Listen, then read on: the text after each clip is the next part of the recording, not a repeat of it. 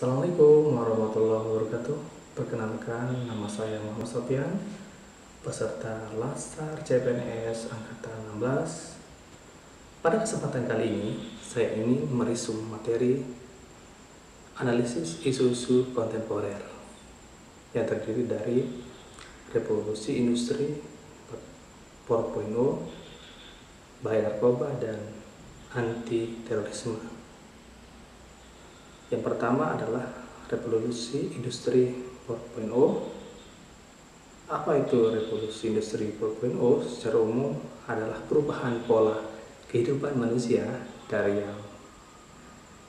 yang bersifat konvensional menuju pola teknologi yang berbasis internet.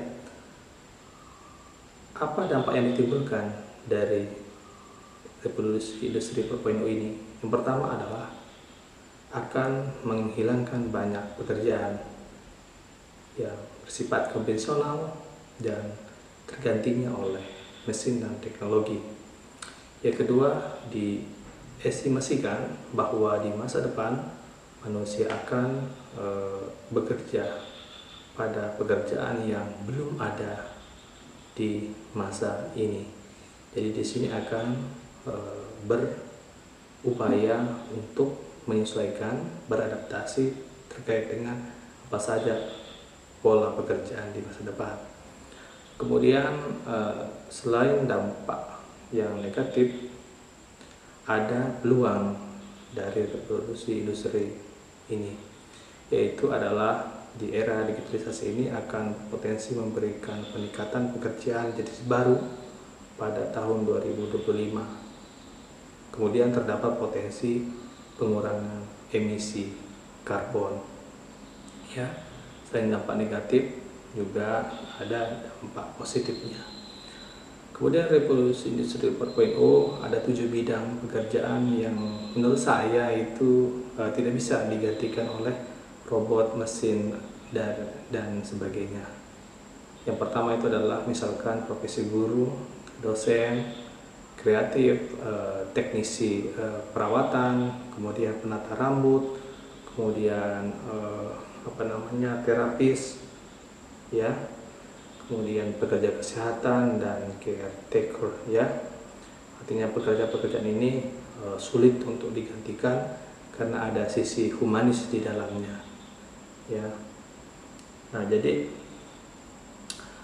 beberapa profesi memang akan dibantu oleh kemajuan teknologi dan mesin ini, tetapi profesi-profesi ini seperti yang sudah dijelaskan tadi memang sulit tergantikan, terutama profesi yang berkaitan dengan sisi humanis itu sendiri.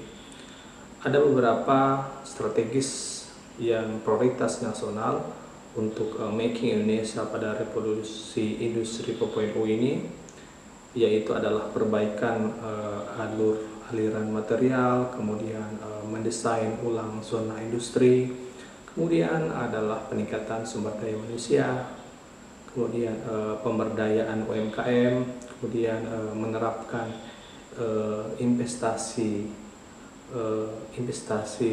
teknologi, kemudian pembentukan ekosistem inovasi, kemudian menarik investasi asing, ya. Kemudian harmonisasi aturan dan kebijakan, kemudian membangun infrastruktur, ya, digital nasional, kemudian akomodasi standar-standar yang lain. Yang materi kedua adalah bahaya narkoba. Nah, ini yang harus dihindari. Untuk menciptakan generasi unggul dan negara yang maju, kita harus membangun generasi muda milenial tanpa narkoba. Nah, karena ini didasari oleh situasi nasional saat ini, itu kita mengalami darurat narkoba karena secara geografis kita luas, kemudian demografis kita sangat besar, kemudian peredaran juga bukan kepada orang dewasa tapi juga merambah ke anak-anak, kemudian stigma buruk oleh memakai narkoba sehingga tidak mau melaporkan diri, ya, untuk dan pengobatan dan sebagainya, kemudian sistem penegakan hukum yang masih belum maksimal, modus dan sebagainya. Kemudian apa sih narkoba itu? Ya, narkoba itu merupakan jenis narkotika, kemudian psikotropika dan bahan adiktif lainnya. Nah, ini yang tergolong ke dalam narkoba itu sendiri. Apa dampak narkoba itu? Bisa menyebabkan depresan ya, atau menghambat kerja otak, lamban dalam respon, memperlambat aktivitas tubuh, kesadaran menurun, kemudian menyebabkan stimulan yaitu tekanan darah meningkat, meningkatkan aktivitas tubuh, waspada secara berlebihan ya, memicu untuk tubuh bekerja melampaui kekuatan fisik, kemudian gerakan badan yang tak terkendali. Kemudian yang ketiga itu adalah halusinogen, yaitu distorsi persepsi pikiran dan lingkungan, ada perasaan teror yang menghantui, kekacauan indera dan lain sebagainya ya. Ini juga dapat menyebabkan kematian. Kemudian yang ketiga adalah tentang anti terorisme dan radikalisme.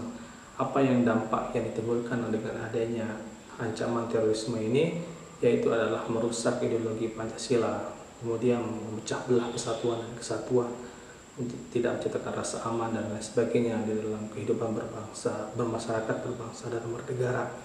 Kemudian hal yang perlu kita lakukan untuk mencegah terorisme ini adalah pengetahuan penyebaran dan cara masuknya paham terorisme ini, kemudian mengaktifkan dan mengaitkan kembali organisasi masyarakat, kemudian Badan Nasional Penanggulangan Terorisme BNPT, kemudian menyarankan untuk ASN dan masyarakat untuk diberikan pemahaman dan wawasan kebangsaan untuk terhindar dari ancaman terorisme. Mungkin itu saja yang bisa disampaikan. Kurang mohon maaf. Wassalamualaikum warahmatullahi wabarakatuh.